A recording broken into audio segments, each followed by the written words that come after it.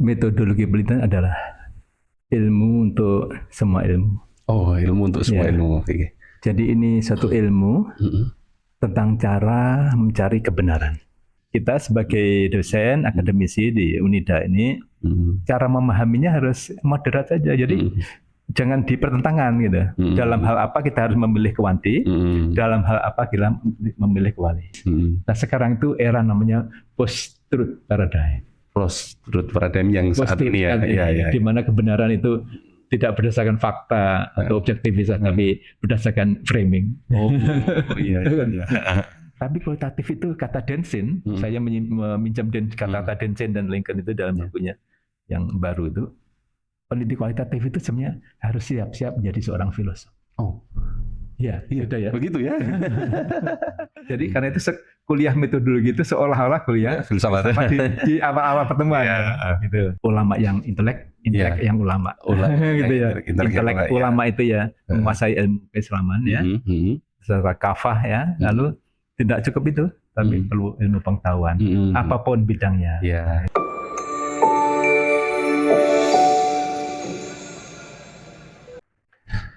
Bismillahirrahmanirrahim. Assalamualaikum warahmatullahi wabarakatuh. Waalaikumsalam warahmatullahi wabarakatuh. Alhamdulillahirabbil alamin wa bihi nasta'inu ala umurid dunya waddin. Assalatu wassalamu ala asyrafil anbiya'i wal mursalin sayyidina Muhammadin wa ala alihi wa ashabihi ajmain. Amma ba'du. Alhamdulillahirabbil alamin, bersyukur kepada Allah atas segala nikmat. Salawat dan salam tetap terlimpahkan kepada junjungan alam Nabi besar Muhammad Sallallahu Alaihi Wasallam. Pemirsa yang budiman, jumpa lagi bersama kami dalam podcast Universitas Darussalam Gontor. Pada kesempatan kali ini kita akan membahas beberapa hal-hal menarik tentang dunia akademik, khususnya adalah pada tema penelitian. Pada kesempatan kali ini juga telah hadir tamu kita, guru kita yang tentunya sudah melanglang buana di dunia penelitian, nama yang tidak asing lagi bagi kita semuanya, tentunya di dunia akademik, di dunia penelitian. Dan alhamdulillah dengan rahmat Allah dan juga dengan hidayah Allah, beliau sudah bersama kita hadir dan juga beliau saat ini datang dalam rangka menjadi dosen di metodologi penelitian di program Pascasarjana Universitas Darussalam Gontor. Oke, marilah kita sambut beliau, yakni Profesor Dr. Haji Mujia Raharjo. Assalamualaikum. Salam Ustaz Dr. Rosmat. Bagaimana kabarnya? Alhamdulillah. Ustaz Mujia. Alhamdulillah. Senang bisa bertemu di program ini dan kita bisa berbincang-bincang sejenak di satu disiplin ilmu yang kita tekuni bersama. Hadirin sekalian, penelitian. Iya, pemirsa sekalian yang budiman, alhamdulillah betul-betul kesyukuran hadir di tengah-tengah kita ahli metodologi penelitian. Baiklah, mungkin tidak perlu berpanjang lebar, kita mulai saja berbincang mengenai tema penelitian. Prof Mujia, kadang saya memanggil Prof dan kadang izinkan kami memanggil Ustadz begitu, Prof. Karena kita biasanya di Universitas Darussalam Gontor itu siapapun guru memanggilnya adalah dengan sebutan Ustadz. Ustadz Mujia, kenapa penelitian ini yang menjadi konsen dan apa signifikansi dari penelitian? Padahal penelitian ini ya apa sih sebetulnya? Tujuannya apa? Goalnya apa? Kok kita harus memikirkan atau menfokuskan atau mementingkan penelitian ini? Metodologi ya? Metodologi penelitian. Ya, terima kasih Ustaz Dr. Osman. Pertama harus dipahami bahwa metodologi penelitian adalah ilmu untuk semua ilmu. Oh, ilmu untuk semua ilmu. Jadi ini satu ilmu tentang cara mencari kebenaran. Mencari kebenaran. Ya. Jadi saya lebih spesifik ke metodologi penelitian. Metodologi penelitian, ya. Sering saya gunakan analogi. Metodologi penelitian itu disepadankan dengan bahasa Inggrisnya research methodology. Research methodology, ya. Ya. Logi itu kan ilmu. Ya. Ya, logi. Method itu cara. Cara, ya. Jadi ilmu tentang cara. Oh, ilmu, ya. Lalu research. Research itu dari bahasa Inggris research. Ya. Itu dari dua kata re and search. Ya. Search itu mencari, re itu kembali. Jadi suatu ilmu tentang cara mencari berkembali-kembali, berkali-kali. Atau ilmu tentang mencari sesuatu berkali-kali. Pertanyaannya adalah yang dicari sampai berkali-kali itu apa? Tidak lain adalah kebenaran. Kebenaran. Tapi yang disebut kebenaran ini adalah kebenaran ilmiah. Kebenaran. Bahasa Inggrisnya scientific truth. Oh, iya. Ya. Yang sifatnya itu tentatif, tidak absolut. Scientific truth itu kebenaran, sementara sepanjang kebenaran itu belum ada yang menolaknya. Oh, iya. Itu disebut kebenaran ilmiah. Ini yang dibahas oleh metodologi penelitian. Metodologi penelitian. Jadi tujuannya adalah mencari kebenaran ilmiah. Ilmiah, ya, baik. Kebenaran itu sesuatu yang amat mahal, yang diperjuangkan oleh para filosof sejak ribuan tahun lalu sampai sekarang. Jadi tidak pernah berhenti orang mencari kebenaran, karena kebenaran itu memang indah. Kebenaran itu indah. That's why it is expensive. Jadi mahal dan disenangi orang. Disenangi orang, ya. Mengapa? Karena pada hakikatnya manusia itu adalah makhluk pencari kebenaran. Pencari kebenaran, ya. Bahasa Inggrisnya adalah truth seeking creatures. Manusia. Makhluk pencari kebenaran, ya. Suka dengan kebenaran. Hanya persoalannya kebenaran itu maknanya itu berubah-ubah. Dulu di zaman para filosof Yunani kuno, mulai era Socrates dengan filsafat rasionalismenya, yang disebut benar itu ketika sesuatu itu coherence. Coherence itu logis. Jadi masuk akal. Diterima oleh akal sehat. Nah, kemudian ketika empirisme berkembang, makna kebenaran itu berubah, bahwa kebenaran tidak koheren tapi korespondens. Ya. Artinya ada kesesuaian antara pernyataan dan kenyataan.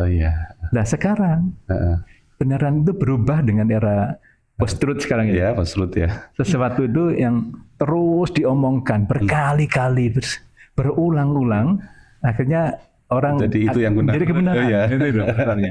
Jadi terus bergeser seiring dengan perkembangan zaman. Jadi inilah sebenarnya lahan metode penelitian, Jadi sebetulnya kalau kita cermati, akarnya memang yang pertama memang mencari kebenaran. Kalau itu memaknai metodologi penelitian sebagai usaha pencarian kebenaran, berarti sebetulnya itu adalah secara fitrah sudah ada pada diri manusia. Yang kedua, pembicaraan itu tentunya sudah ribuan tahun yang lalu, sudah sejak lama. Artinya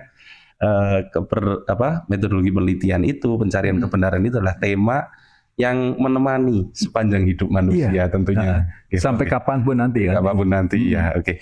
Baik, kalau yang biasa kita dengarkan kan secara global, secara secara umum dan kasat mata, kalau kami mahasiswa itu penelitian itu, metodologi penelitian itu dua, Prof. Kualitatif dan kuantitatif. Apakah hanya dua itu saja, Prof? Jadi Jadi gini, kita harus paham ada mainstream pendekatan penelitian. Jadi arus utama pendekatan penelitian hanya dua sebenarnya.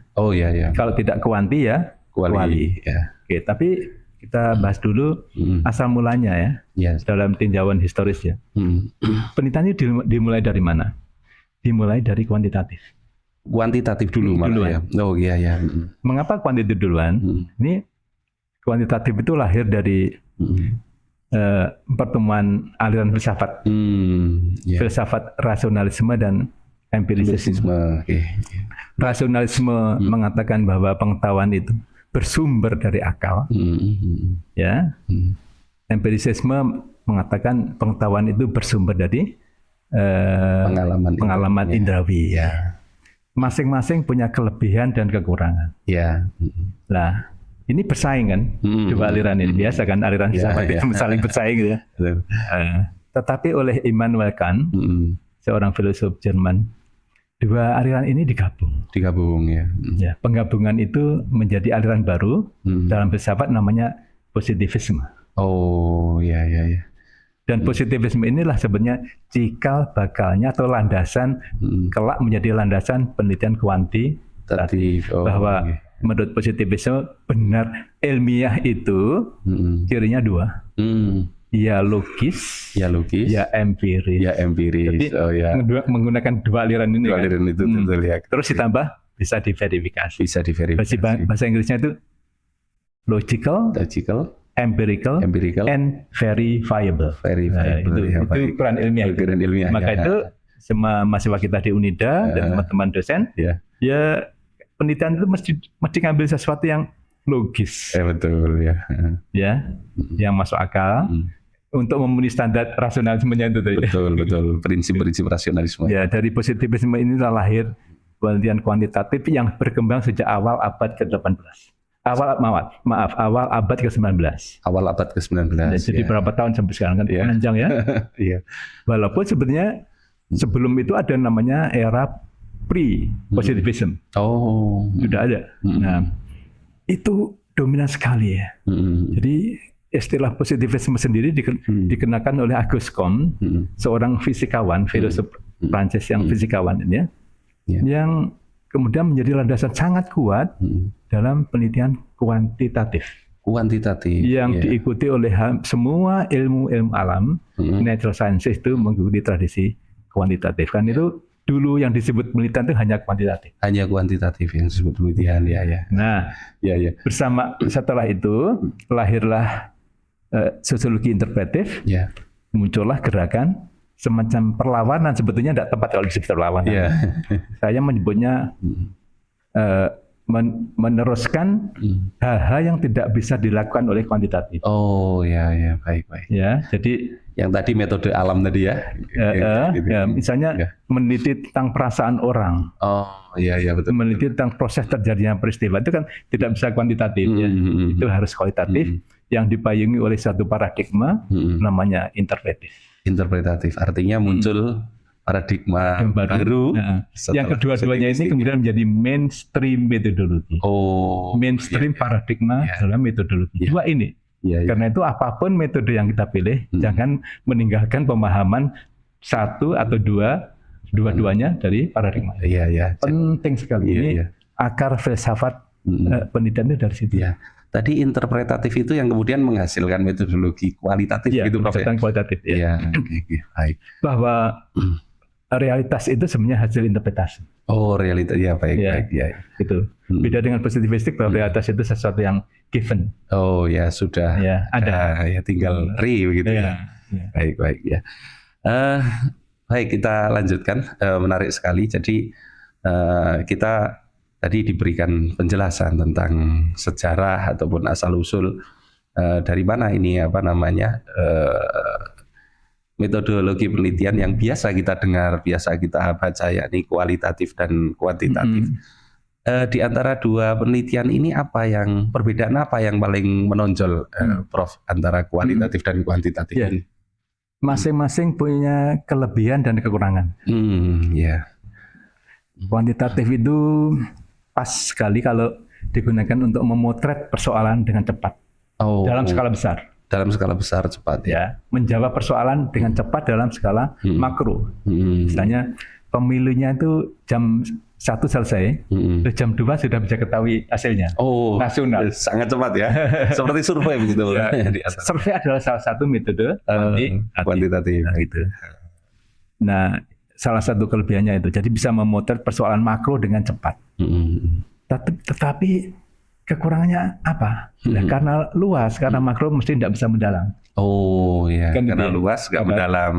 Karena luas tidak bisa mendalam. Nah, sebaliknya kalau kualitatif itu kelebihannya bisa mendalam. Persoalan ke akarnya. tapi tidak bisa luas. Kan sunatullah ini. Sunatullah ya. Yang luas tidak mendalam. Iya. Yang dalam Luar tidak luas. Ya. Nah, karena itu kita sebagai dosen akademisi di Unida ini cara memahaminya harus moderat saja. Jadi jangan dipertentangan gitu. Dalam hal apa kita harus memilih kuanti, dalam hal apa kita memilih kuali. Oh iya ya. Terus apa yang menjadi objek kajian dalam masing-masing penelitian, Prof? Ya. Kalau tadi kan disinggung sedikit ya, kalau kualitatif itu manusia ya, dengan perasaannya, pengalamannya. Kalau kuantitatif, apa itu, Prof? Jadi kuantitatif itu meneliti benda-benda non-human. Benda-benda non-human, realitas non-human. Ya. Tumbuh-tumbuhan, binatang, benda-benda padat, ya, gitu, fenomena alam, natural fenomena. Karena itu diikuti oleh semua ilmu alam, fisika, kimia, biologi, kedokteran itu kan positivistik. Nah, sebaliknya kualitatif itu meneliti, kalau saya meringkas, meneliti manusia. Meneliti manusia ya. Dengan berbagai dimensinya, tapi bukan fisiknya. Bukan fisiknya, ya. Gitu. Kalau fisiknya mengikuti hukum alam tadi ya, dokter ya. Fisiknya itu kan dokter. Nah, manusia itu apanya? Dengan seluruh dimensinya, perbuatannya, ya, actionnya, tindakannya, perilakunya, ucapannya, pengalamannya, dan tulisannya. Oh, iya. Nah, teman-teman di Unida ini suka yang terakhir, tulisannya gitu. Iya. Karena itu sama saja meneliti tindakan orang melalui penelitian field research, ya, dengan penelitian melalui studi teks itu derajat akademiknya sama. Derajat akademiknya sama, ya. Iya. Bobotnya bisa sama juga sepanjang metodologinya. Iya. Kalau kita amati tadi disampaikan bahwasannya kalau penelitian kuantitatif ini merujuk atau kepada objek-objek lebih banyak ya, fokus kepada objek-objek alam non manusia. Sementara kalau penelitian kualitatif ini lebih berfokus kepada manusia. Memang antara keduanya ada perbedaan yang signifikan. Sangat. Ya, Prof, ya, untuk memahami kedua hal tersebut, kemudian menjadilah metodologi yang tidak sama untuk memahaminya kan, kemudian karena duanya memiliki fitrah dan ini yang berbeda, akhirnya dia juga membutuhkan metodologi yang berbeda. Kalau kita lihat, kalau benda-benda alam ya selain manusia tadi dikatakan itu agaknya sama persis ya, Prof. Misalnya garam di Indonesia ya sama dengan garam yang ada di Amerika begitu. Sama, ya. Namun kalau manusia kan tentu berbeda, Prof. Bagaimana pandangan Profesor kait hal itu? Justru itu, karena itu dalam salah satu kelebihan kuantitatif itu hasilnya itu bisa berlaku secara umum. Artinya generalisasinya mudah. Generasinya mudah. Ya. Tapi kalau kualitatif tidak, karena tidak ada istilah generalisasi di dalam tradisi penelitian kualitatif. Penelitian kualitatif itu berlaku di tempat atau pada orang yang menjadi subjek penelitian saja. Oh ya. Nah ini apa kelebihan apa kekurangan? Tapi karena itu bisa mendalam karena sempit itu tadi. Nah, karena penelitian kuantitatif itu menggunakan sampel yang mewakili populasi ya. Semakin banyak sampel, semakin mendekati populasi kan itu ya. Maka temuannya itu bisa berlaku secara general seluruh Karena yang diteliti di objeknya adalah benda-benda yang non manusia, yang tidak bernyawa, yang tidak punya reason, tidak punya kesadaran, maka benda itu sifatnya statis tidak berubah. Sehingga seorang ahli biologi melakukan penelitian tentang sifat ikan begitu di Indonesia atau tempatnya di Unida misalnya, sepanjang ikannya itu sama maka itu sebenarnya berlaku di seluruh dunia. Oh ya, betul. Kan keren ya. Gitu. Tetapi tidak pada penelitian kualitatif. Meneliti tentang perilaku keagamaan, religiositas masyarakat, katakanlah sekitar Unida gitu. Ya, Ponorogo. Iya, Ponorogo pada umumnya akan berbeda dengan perilaku keagamaan masyarakat di Lamongan. Oh ya, gitu ya. Karena yang dipilih ini manusia, dan manusia itu makhluk yang selalu konteks base ya, tindakannya itu mesti berdasarkan konteks di mana dia berada, di mana dia hidup gitu. Artinya manusia itu tidak bisa dikatakan ya tidak sama antara satu tempat dengan yang lain, satu orang dengan yang lain ya. Sehingga tidak seperti tadi contoh ikan tadi. Ya. Baik, untuk perkembangan kualitatif ini Ustadz, apa saja sebenarnya model-model penelitian kualitatif yang ada sejak abad 18 tadi sampai sekarang? Tentu kan sudah berkembang sedemikian rupa ya. Sebetulnya embrio penelitian kualitatif itu sudah ada sejak Plato. Oh, sejak Plato malahan. Iya. Plato itu punya gagasan namanya idealisme. Bahwa ide itu bisa menggerakkan kehidupan manusia melebihi materi. Oh iya. Ide Plato ini ya. Gagasan idealisme ini sebenarnya menjadi cikal bakalnya yang kelak di penelitian kualitatif itu. Hanya karena dominasi positivistik, ide itu surut ya. Oh iya. Tenggelam. Gitu. Tenggelam. Nah, karena itu kalau disebut kehadiran kualitatif itu setelah positivistik itu sebenarnya tidak terlalu tepat, karena ide kualitatif itu sudah ada lama ya. Jauh sebelum positifik ada malahan sejak Plato. Nah, tetapi akhirnya filsafat idealisme ini adalah salah satu filsafat yang menjadi pendukung kualitatif. Oh ya. Gitu. Sampai sekarang. Ya. Sejak itu ada kelahiran kualitatif itu ditandai dengan dalam bentuk body of knowledge ya. Itu dengan kelahiran interpretivisme itu sebagai satu paradigma mainstream, paradigma utama, salah satu paradigma utama dalam penelitian itu interpretivisme. Nah, setelah itu berkembang, itu melahirkan metode seperti fenomenologi, etnografi, terus studi naratif, dan ada 5 ya setidaknya. Lalu berkembang setelah itu, yang tokoh-tokohnya itu antara lain Husserl, Deleuze, dan Weber. Setelah itu muncullah paradigma namanya post-positivistik. Post-positivistik ini sebuah paradigma yang merevisi cara pandang positivistik. Positivistik itu yang kuantitatif itu punya keyakinan diri bahwa seorang peneliti itu bisa memperoleh kebenaran itu mutlak. Itu yang kuantitatif. Seperti misalnya contoh tadi seorang peneliti biologi yang sehari-hari di laboratorium, kesimpulan itu merasa itu hak dia, tidak ada orang lain yang intervensi. Sehingga, nah ini direvisi oleh positivistik bahwa seorang ilmuwan itu selalu ada peluang salah. Ya. Menarik ini ceritanya ya. Misalnya dalam mengumpulkan data, kan tidak mungkin kita itu secanggih apapun ya instrumennya mengumpulkan data sampai lengkap, tidak tersisa itu tidak mungkin. Apalagi kalau datanya itu wawancara, tekniknya itu wawancara, kan selalu ada yang tertinggal, atau termasuk observasi sekalipun. Nah ini oleh para penggagas positivisme namanya Popper itu disebut paradigmanya itu positivistik. Paradigmanya positif. Jadi lahir setelah positivistik, tetapi menggunakan data bukan angka. Datanya ideografik. Jadi bukan angka.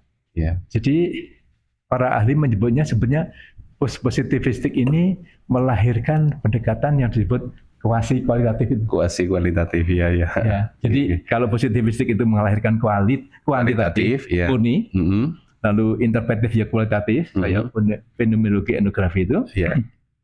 Positivistik ini sebenarnya kualitatifnya kuantitatif. Oh, berarti ada aroma-aroma kuantitatif ya meskipun dia kualitatif. Iya, ya, Prof. kenapa? Ya. Karena cara berpikirnya masih positivistik. Positivistik. Oh iya, betul. Walaupun datanya ideografik, datanya bukan angka. Yeah. Nah, ini para ahli metodologi di Indonesia yang baru ini kira-kira 3 tahun yang lalu mengenalkan terminologi baru, tidak menyebut deskriptif kualitatif, tapi kuasi kualitatif. Oh ya. Beberapa pakar, Prof. Sugiono, Prof. Burhan Bungin itu sudah menggunakan istilah ini di bukunya. Saya juga ikut. Ya, menarik sekali ada perkembangan begitu ya. Kuasi kualitatif. Kan ngomong perkembangan. Nah, setelah itu muncul namanya paradigma konstruktivistik. Yang melahirkan grounded research itu. Grounded research. Ya. Setelah itu ada pragmatik. Ada posmo. Nah, sekarang ada critical paradigma kritis. Nah, sekarang itu era namanya post-truth paradigm. Post-truth paradigm yang saat ini ya. Di mana kebenaran itu tidak berdasarkan fakta atau objektivitas, tapi berdasarkan framing. Oh iya. Iya, menarik sekali itu ya. Jadi yang betul adalah yang diframekan sebagai yang betul. Yang gitu berkali-kali disampaikan. Insya Allah. Jadi inilah tantangan seorang peneliti, terutama peneliti kualitatif. Bagaimana ketika kebenaran itu tidak lagi berdasarkan objektivitas atau logika dan kesesuaian antara pernyataan dan kenyataan. Sehingga sekarang ini setiap peneliti harus bekerja lebih keras lagi. Karena hakikatnya kan ingin memperoleh kebenaran secara hakiki. Hanya bedanya gini, Ustaz. Kalau peneliti kuantitatif itu sebenarnya seorang yang mempersiapkan diri menjadi scientist. Lewat metode yang rigid itu, itu scientist. Tapi kualitatif itu kata Densin, saya meminjam kata Densin dan Lincoln itu dalam bukunya yang baru itu, peneliti kualitatif itu sebenarnya harus siap-siap menjadi seorang filosof. Oh, iya, beda ya. Begitu ya. Apa bedanya kan gitu ya? Saintis dan filosof. Filosof itu bicara tentang sesuatu dengan 4 hal. Ya. Pertama, harus membahas sesuatu itu dari sisi the nature of thing, the nature of reality, jadi hakikatnya, bukan syariat. Iya. Hakikatnya. Sampai mendalam ya, sampai hakikatnya. Sarjana itu hakikatnya apa? Oh iya. Kalau syariatnya kan setiap orang yang lulus perguruan tinggi ya sarjana. Sarjana ya. Tapi hakikatnya bukan itu. Atau Dr. Osman itu ya. Dokter syariat atau dokter hakikat. Dua-duanya sudah terpenuhi ya.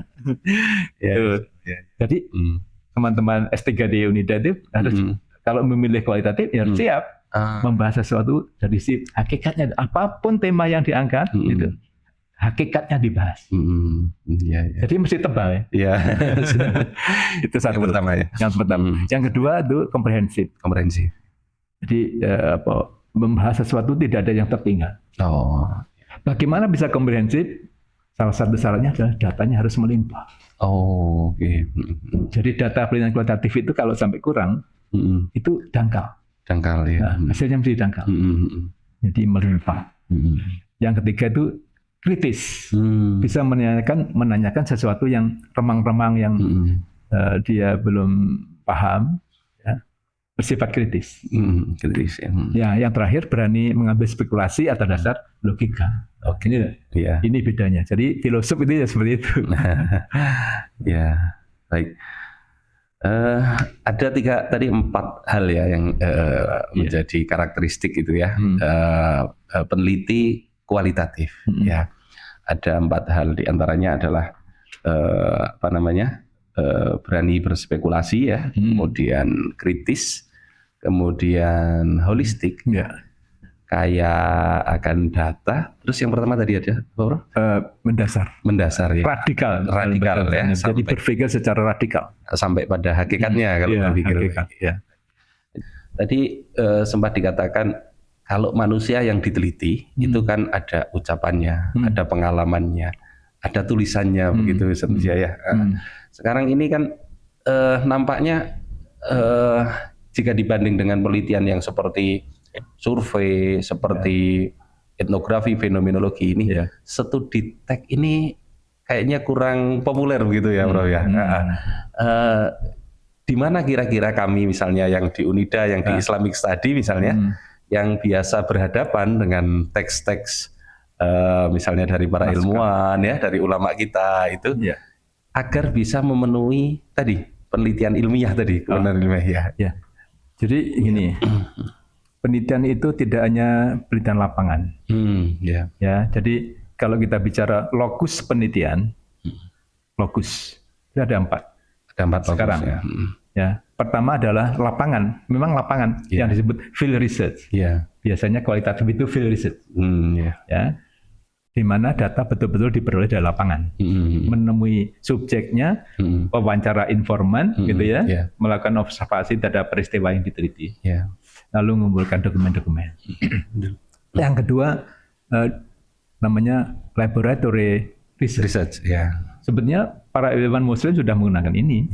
Jadi ilmuwan-ilmuwan dulu yang melahirkan sains itu menggunakan lab. Karena itu simak metode penelitian itu tidak sesuatu yang asing bagi filosof-filosof Muslim. Betul ya. Hanya sempat terputus. Ya, karena pergolakan di dunia Muslim. Yang ketiga namanya library research. Jadi terjemahnya adalah penelitian kepustakaan.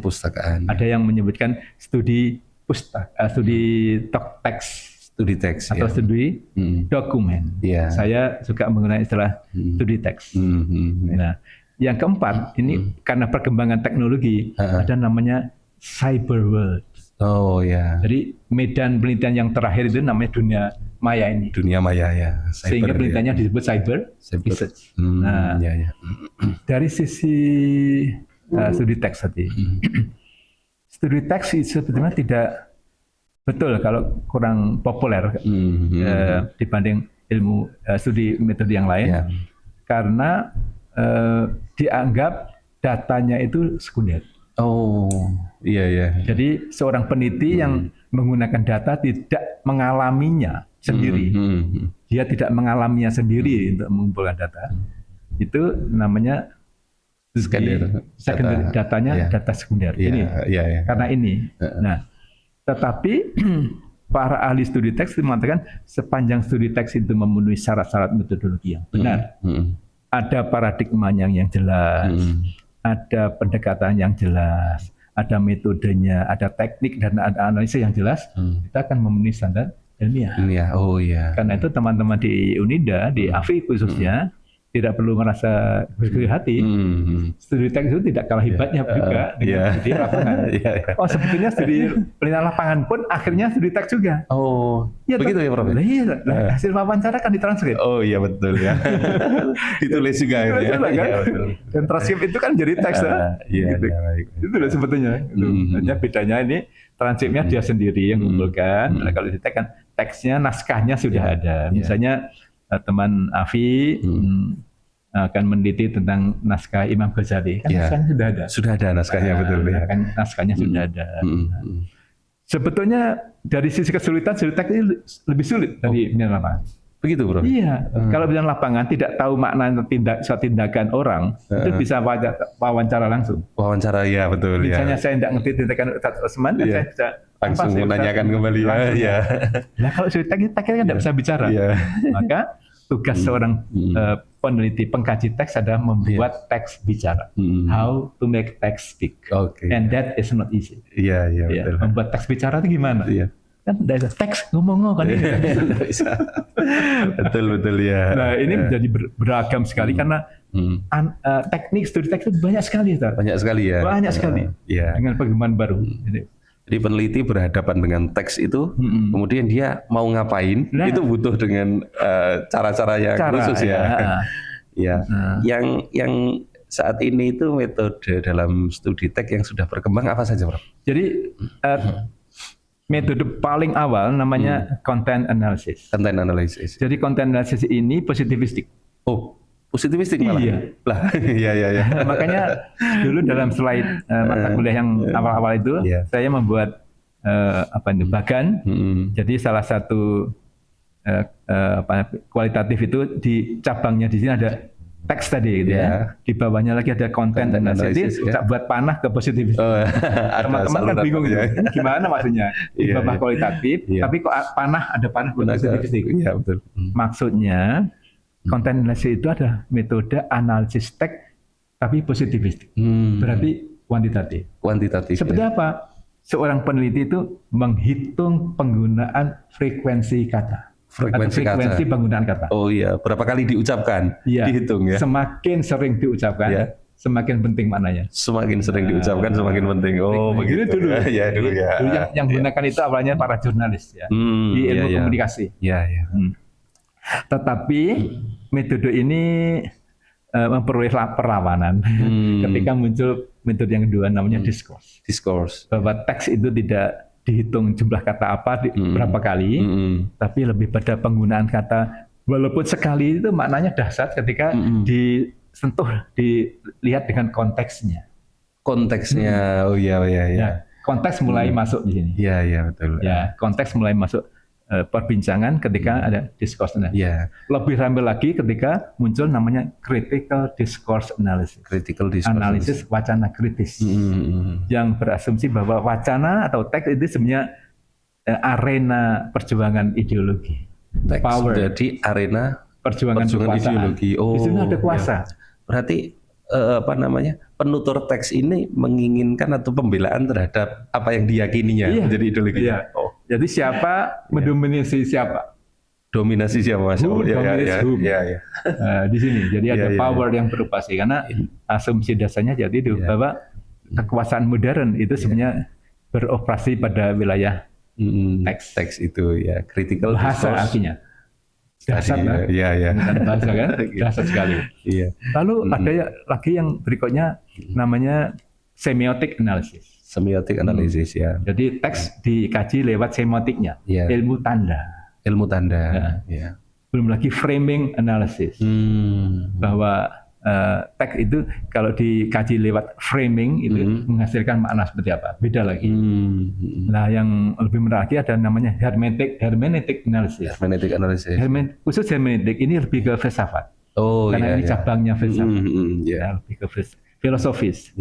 Ada lagi yang berikutnya kan pertemuan para ahli di Wina itu melahirkan cabang filsafat namanya Wina Circle. Itu melahirkan metode namanya filsafat analitik.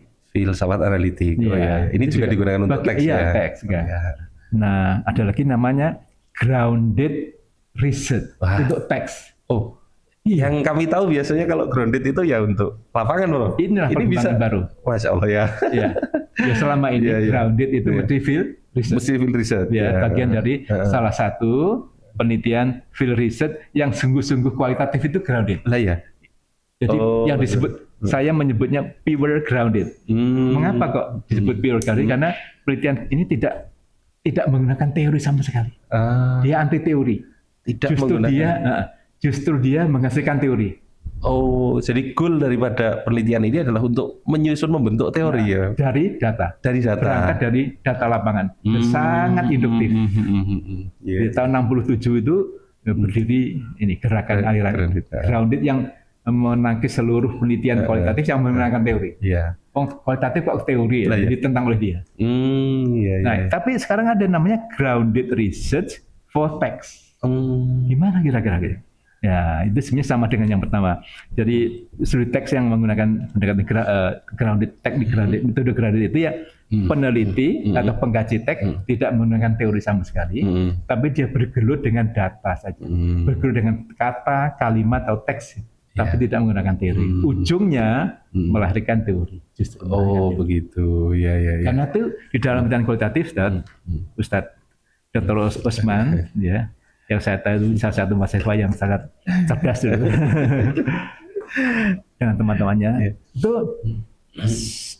ada 4 posisi teori dalam tradisi kualitatif itu. Ada 4 posisi teori pada penelitian kualitatif pada penelitian pada umumnya pada umumnya. Di dalam tradisi atau penelitian kuantitatif teori itu untuk dibuktikan ya.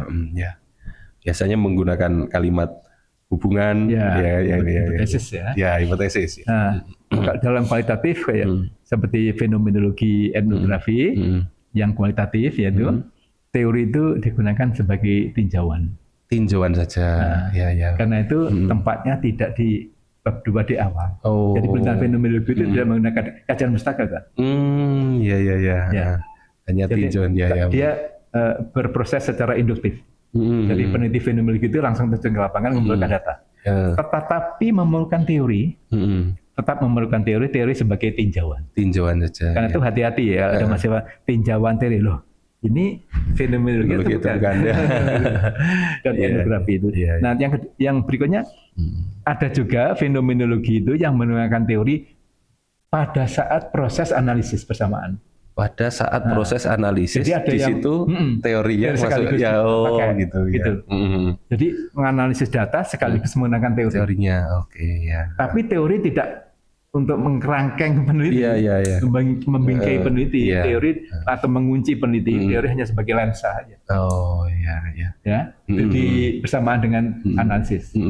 Dan yang terakhir tadi teori yang di belakang setelah ada temuan. Setelah ada temuan, baru ngomong teori. Itu yang benar ya, fenomenologi gitu. Itu keadaan. Nah, yang menarik lagi malah yang grounded ini. Yang grounded ini sama sekali tidak menggunakan teori karena dia betul-betul bebas dari pengaruh teori manapun, sehingga dia membangun teori dari benar-benar dari data yang tersedia, benar-benar induktif. Inilah yang disebut kualitatifnya kualitatif. Baik. Jadi ada kualitasnya kuantitatif, ada yang real kualitatif atau pure kualitatif. Berarti syaratnya untuk grounded ini membutuhkan data yang sangat komprehensif ya. Jangan sampai akhirnya. Tapi semua penelitian kualitatif ya memang mempunyai data yang melimpah ya. Namanya rich data. Baik ya. Menarik sekali ini, Prof. Nah, ini kalau berhenti tadi kan baru konstruktivistik. Lalu muncullah namanya pragmatik. Pragmatik ya. Penelitian macam apa contohnya kalau pragmatik? Itu seperti penelitian tindakan kelas. Jadi itu penelitian untuk memperbaiki satu lembaga, kondisi lembaganya sendiri. Boleh. Penelitian policy research, pemerintah membuat kebijakan ingin diteliti. Kebijakannya efektif apa enggak? Namanya policy research. Termasuk R&D, research and development. Nah, belakangan ada namanya evaluation research. Suatu penelitian untuk meneliti perlu mengevaluasi suatu kebijakan. Kalau mendengar pragmatisme ini berarti dia tidak bicara teori banyak-banyak. Iya kan? Tidak banyak. Hasilnya apa? Rekomendasi perbaikan suatu institusi. Termasuk yang terakhir itu mixed method itu cantolannya paradigmanya pragmatisme. Walaupun juga ke interpretif juga, ke posmo juga. Jadi mixed method ini penelitian metode penelitian yang bermulti paradigma. Bermulti paradigma ya, Pak. Gitu. Oke, kita lanjutkan Prof. Muji ya. Tadi sudah disinggung ya, ada fenomenologi, ada etnografi, ada grounded. Ada grounded. Nah, saya baru mendengar ada auto etnografi. Itu model penelitian etnografi juga, Pak? Auto etnografi itu suatu penelitian yang meneliti lembaganya sendiri atau meneliti di mana seseorang di satu lembaga di mana seseorang belajar atau bekerja. Penelitian model itu keabsahannya bagaimana, Prof? Untuk ini sebenarnya masuk penelitian applied research. Jadi boleh orang boleh melakukan penelitian auto etnografi dengan tujuan untuk memperbaiki lembaga. Memperbaiki lembaga, baik ya. Itu boleh. Secara mudahnya kalau penelitian kelas itu untuk memperbaiki ajar, dia yang evaluasi kan, dia yang membuat penelitian. Seperti itu. Lakukan perbaikan ya. Nah, tetapi untuk membuat tesis satu kayak ilmiah tesis dissertasi sebenarnya tidak. Tidak menggunakan metode ini ya. Karena ada syarat yang tidak bisa dipenuhi. Apa itu, Prof? Ilmiah itu kan syaratnya seorang peneliti itu harus berani objektif, lepas dari apa kepentingan apapun. Ya kan tugas peneliti kualitatif itu ini menyampaikan sesuatu secara objektif, pandangan subjektif subjek terhadap sesuatu. Oh iya ya, menyampaikan sesuatu secara objektif, pandangan subjektif subjek tentang sesuatu. Oh iya. Disitulah seseorang ciewuh pakewuh kalau meneliti sendiri. Iya. Misalnya seorang santri ya, mau meneliti pondoknya, terus di situ ada kekurangan, apakah santrinya berani mengatakan tentang kiainya? Iya. Oh iya, jadi ada sisi anunya yang tidak bisa dipenuhi, betul ya. Itu baru satu sisi ya. Iya. Padahal peneliti harus ya katakan ya. Kritik. Karena ilmu itu berkembang lewat kritik juga. Iya. Ini tidak terpenuhi. Ya. Masih ingat dulu Bu Mega itu waktu pengumuman guru besar pidato kan? Iya. Bu Mega itu melakukan autoetnografi. Jadi meneliti dirinya sendiri. Iya. Saya sempat baca artikel yang beliau tulis juga. Iya. Saya punya kawan, ini dia peneliti, suami istri ini seorang akademisi. Dia sendiri itu peneliti, tetapi dia sendiri juga subjeknya. Dia peneliti, dia subjeknya juga. Oh, ini terus bagaimana ini? Ya itu salah satu contoh autoetnografi itu. Jadi meneliti dirinya sendiri, pengalaman sendiri. Ya, karena dia yang mengalami, terus dia mengekspresikan, membuat narasi, melakukan penelitian, ya dia seolah-olah wawancara dirinya sendiri. Iya. Jadi nanti kalau itu sedang proses ini, kalau jadi nanti akan saya minta naskahnya. Iya. Bisa menjadi contoh autoetnografi. Tapi untuk disertasi sebaiknya tidak dilakukan karena eman. Menurut saya eman, karena membuat disertasi itu energi, kita mengeluarkan energi. Iya. Betul. Kok seolah-olah tidak ada tempat lain yang bisa diteliti. Iya. Tapi kalau untuk nulis buku, menambah khasanah pengetahuan tentang suatu institusi, ya tidak masalah. Iya. Tadi sempat disinggung ya. Tadi Ustadz menyampaikan ada metode, ada paradigma, ada pendekatan. Itu posisinya bagaimana itu? Oh, jadi gini, Ustadz. Bicara metodologi penelitian itu tidak bisa melepaskan diri dari filsafat. Oh, jadi tidak bisa. Metodologi penelitian itu sebetulnya adalah buah pemikiran filsafat. Karena itu banyak sekali istilah-istilah dalam metodologi penelitian yang diambil dari filsafat. Mulai positivisme, rasionalisme, empirisisme, idealisme, eksistensialisme, materialisme, empirisisme. Semua ini kan istilah dalam filsafat. Jadi karena itu kuliah metodologi itu seolah-olah kuliah filsafat di awal-awal pertemuan. Gitu. Nah, filsafat itu kalau saya maknai, datan filsafat itu kalau dalam tasawuf kira-kira makrifatnya. Nah, di bawahnya ada namanya paradigma. Paradigma itu tarikatnya. Tarikatnya. Lalu di bawah paradigma ada metode. Itu syariatnya. Oh ya. Jadi itu makrifat, tarikat, syariat. Seperti itu ya kira-kira. Sehingga tidak ada penelitian tanpa paradigma. No research without paradigm. Ingat itu. Iya. Walaupun paradigmanya mungkin tidak ditulis, tapi sebetulnya ada. Ada ya pasti. Sehingga saya minjam istilah Profesor Burhan Bungin dari Universitas Ciputra Surabaya itu mengatakan paradigma itu seolah-olah agamanya ilmuwan. Oh, agamanya ilmuwan ya. Dia punya prinsip ajaran. Prinsip begitu ya. Paradigma positivis dia punya ajaran sendiri. Matriknya ya begitu ya. Jadi teman-teman di Unida harus menguasai paradigma ya. Iya, betul. Terutama yang sedang S3 di API. Kita bisa bayangkan jika seorang mahasiswa, seorang peneliti ya kan tidak memahami adanya paradigma, pendekatan, apa yang terjadi dengan seperti orang mabuk. Nabrak. Ya, betul ya. Nabrak gitu. Sehingga hasilnya tidak bisa dipertanggungjawabkan. Iya. Ini bahaya sekali ya ketika hasil penelitian itu akan menjadi kebijakan. Nah, bahaya sekali. Betul. Ya, ini terkait dengan integritas ya seorang peneliti. Ya. Ini akhir-akhir ini kita mendengar beberapa kasus yang merusak integritas peneliti ini. Ada tokoh nasional yang melakukan membuat disertasi lalu disertasinya kualitatif, menggunakan wawancara menyeruh stafnya. Ini kan menyuruh stafnya. Betul. Tapi kalau menyebar kuesioner boleh. Misalnya saya di Malang minta bantuan Dr. Osman, Ustaz, tolong ini pesan saya ini disebar. Ya. Boleh nama saya. Ya. Tapi kan tidak boleh. Tolong Ustaz wawancara. Kan tidak bisa. Tidak bisa. Ya, betul. Harus dirinya sendiri ya. Betul.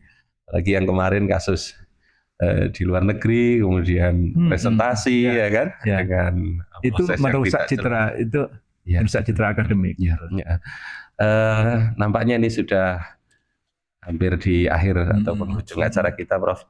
Satu wasiat dari Bapak Kiai kita Trimurti, yakni mengatakan begini, Prof. Ini tentu akan berkorelasi dengan aktivitas akademik ya dari kita selaku akademi yang di Unida ini. Itu beliau menginginkan, harapannya adalah menjadikan santri-santri ini adalah ulama yang intelek. Jadi perlulah kita kemudian betul-betul ulama tapi intelek begitu. Jadi ulama mungkin tadi sifatnya ya menjaga integritas, kejujuran dan lain sebagainya itu. Bagaimana harapan Profesor Mujia terhadap perkembangan? Saya pernah menjadi rektor di UIN Malang sama dengan di sini. Jadi pendahulu saya membuat rumusan menarik intelek ulama yang intelek yang ulama. Gitu ya. Intelek ulama itu ya menguasai ilmu keislaman ya. Secara kafah ya. Lalu tidak cukup itu, tapi perlu ilmu pengetahuan apapun bidangnya. Nah, ini kan karena itu Unida ini tempat yang persemaian yang sangat bagus, yang subur untuk bertumbuhnya kader-kader ke depan ya, yang ulama yang intelek dan intelek yang ulama. Agar menjadi intelek ya ada syaratnya kan. Kuasai metodologi. Baik. Itu ilmu untuk segala ilmu. Karena itu tidak ada metodologi ilmu ini. Metodologi itu ya ilmu untuk semua ilmu. Ya pada wilayah objeknya, ontologinya mulai berubah. Tapi landasan filsafatnya semua sama. Baik, terima kasih banyak Profesor Mujia Raharjo yang telah menyempatkan diri, meluangkan waktunya untuk bersama kami. Terima kasih. Berharap nanti di kesempatan-kesempatan yang lain bisa berdiskusi, berbincang lagi, karena masih banyak pertanyaan yang sebetulnya ada di kepala kami, Bro. Data itu apa, ya kan? Data itu yang sah seperti apa, bagaimana pemilihan topik dan lain sebagainya.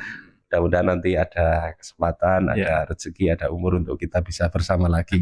Karena terbatasnya waktu, nampaknya kita harus akhiri podcast Unida pada kali ini. Mudah-mudahan bermanfaat untuk kita semuanya. Mari kita akhiri dengan bersama-sama mengucapkan alhamdulillahirabbil alamin. Terima kasih banyak. Ini saja yang bisa kami sampaikan. Terima kasih. Mohon maaf atas segala kekurangan. Wabillahi taufiq wal hidayah wa ridha wal inayah. Wassalamualaikum warahmatullahi wabarakatuh. Waalaikumsalam. Terima kasih.